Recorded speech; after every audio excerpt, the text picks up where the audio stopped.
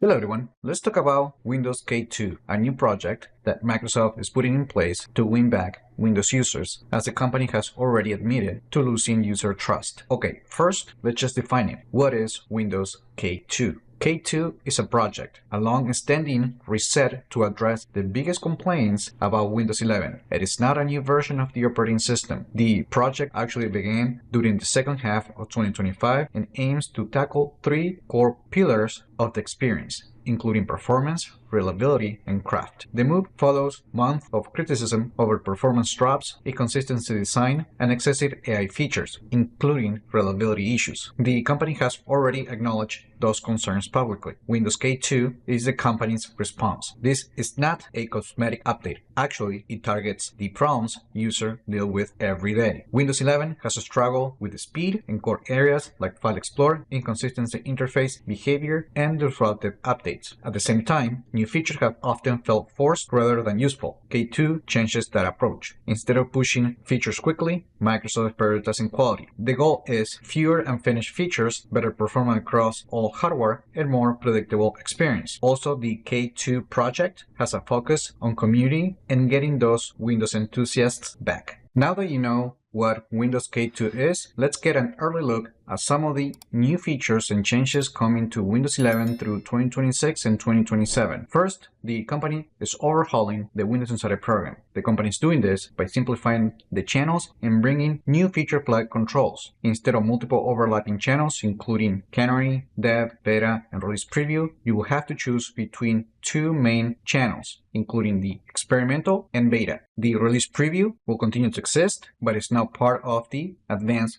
Options setting, as you can see right here.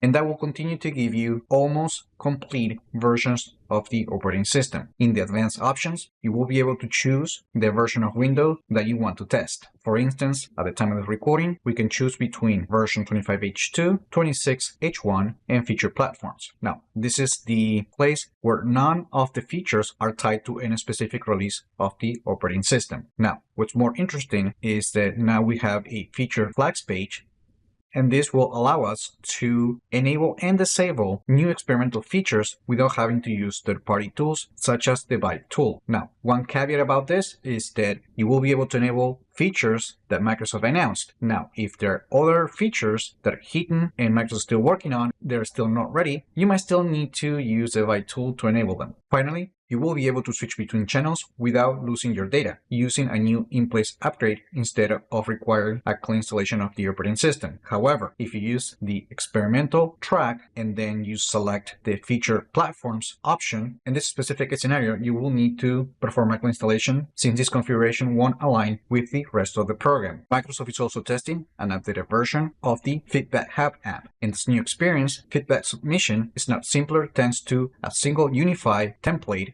complete with category search and modernized design for faster interaction and feature improvements. Also, navigation has been streamlined. For example, my feedback now appears directly in the navigation pane, while community feedback makes it easier to discover and engage submission from other users. Microsoft is even adding a new form to send and compliment that lets you highlight what's working well, and you can choose whether your feedback is private or visible to the community. Finally, there are improvements for the screenshot capture and review tooling that makes it easier to capture and include visuals when sharing bugs or anything else. Now, let's look at the changes coming to Windows Update.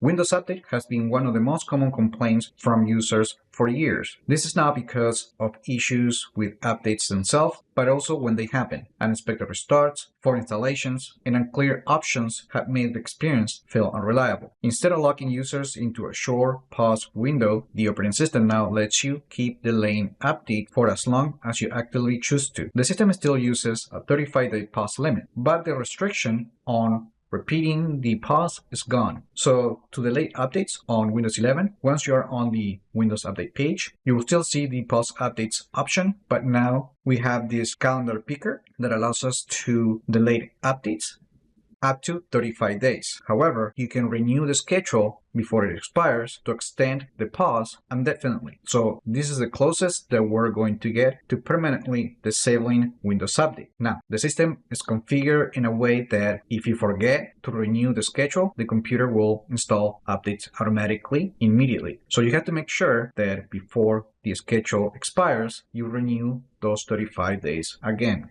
Microsoft has also added a new option during the initial setup that lets you skip updates entirely. So during the out-of-box experience, you can now choose to go straight to the desktop by clicking the Update Later option during the setup. Now, one thing to note is that when you click that option, you will get this next screen where you need to click the Update Later option one more time to confirm. If you don't do that, updates will continue to download on your computer. If you skip the updates, your device will not have the latest features or security patches until you manually install them later. The choice is now part of the setup flow, which means that you decide how your computer starts from the first boot. Now, when there is an update ready to be applied to your computer, the operating system will now let you perform power options without having to install updates. So when you go to the Powers menu, on the Start menu, you will now see the shutdown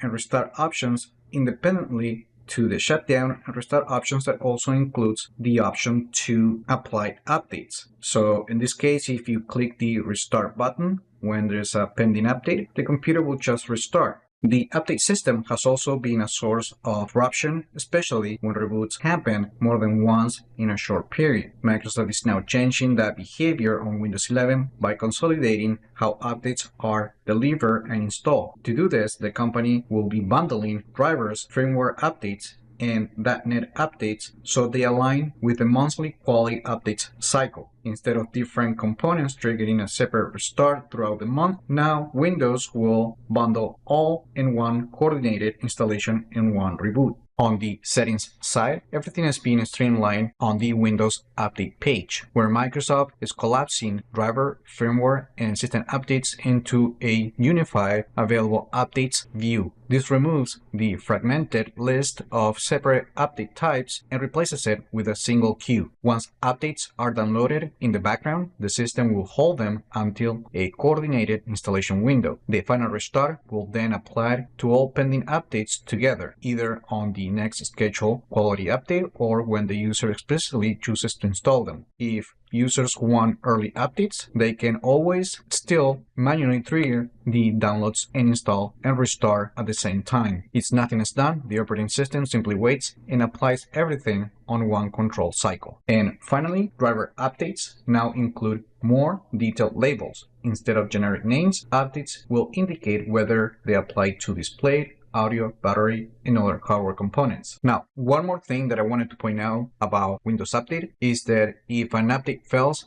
the system will now attempt to fix the issue automatically in the background. This includes retrying installation or resolving common problems without requiring manual input. These changes are designed to reduce failed updates and avoid repeated installation attempts. Now, as part of the changes coming to the taskbar, Microsoft will be bringing the ability to reposition the taskbar anywhere on the screen, including the ability to place the taskbar at the top of the screen or on either side of the screen. The company also plans to include a new option to resize the taskbar. At the time of this recording, there isn't an early preview of the changes coming to the taskbar. However, there is one preview on how the repositioning of the taskbar is going to work on Windows 11.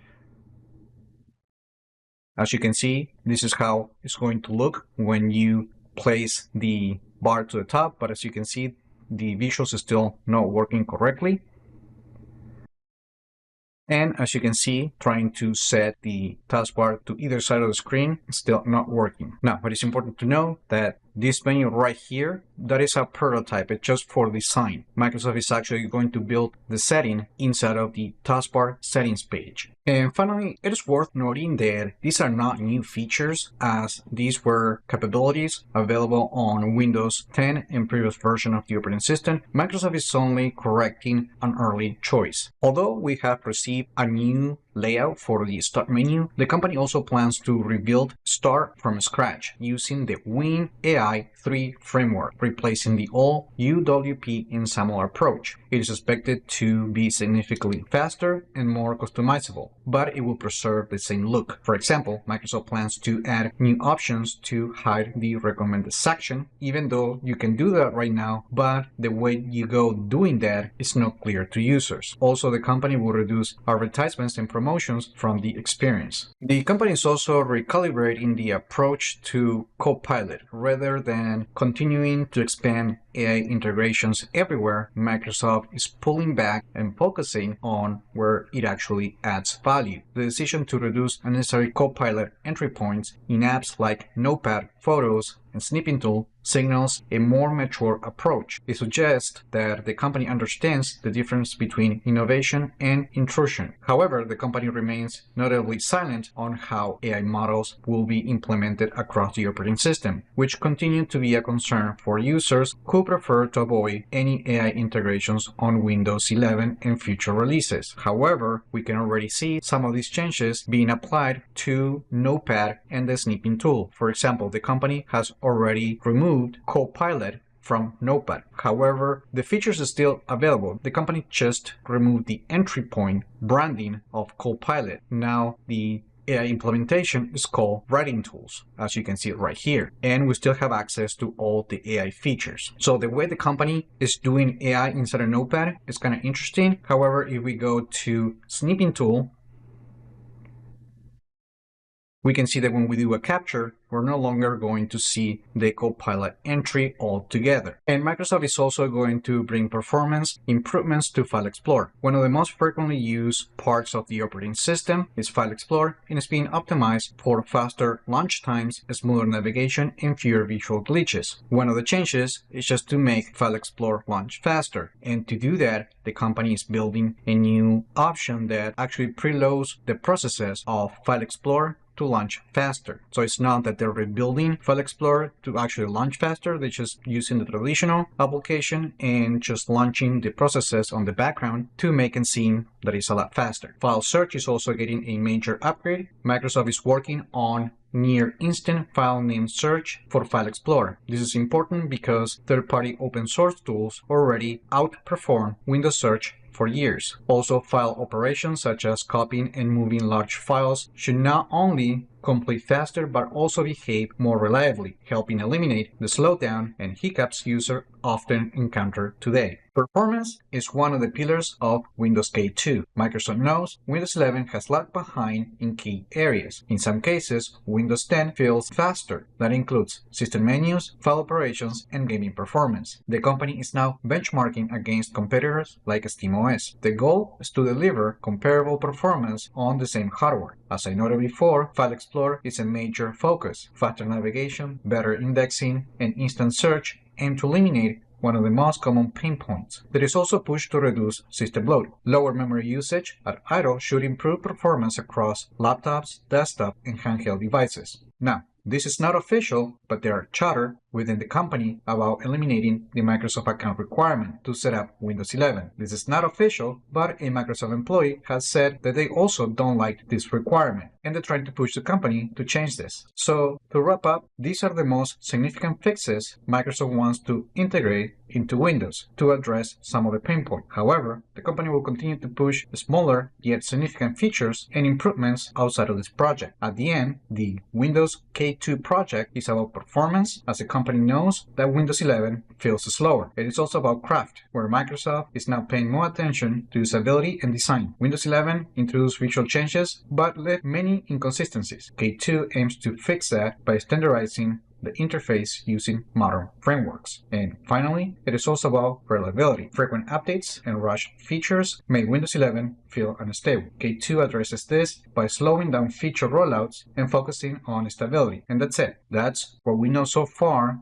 about the Windows K2 project. Now, let me know what you think about these changes. Like the video, share it, subscribe to the channel if you haven't done that yet, and I just hope this video was informative for you, and I would like to thank you for viewing.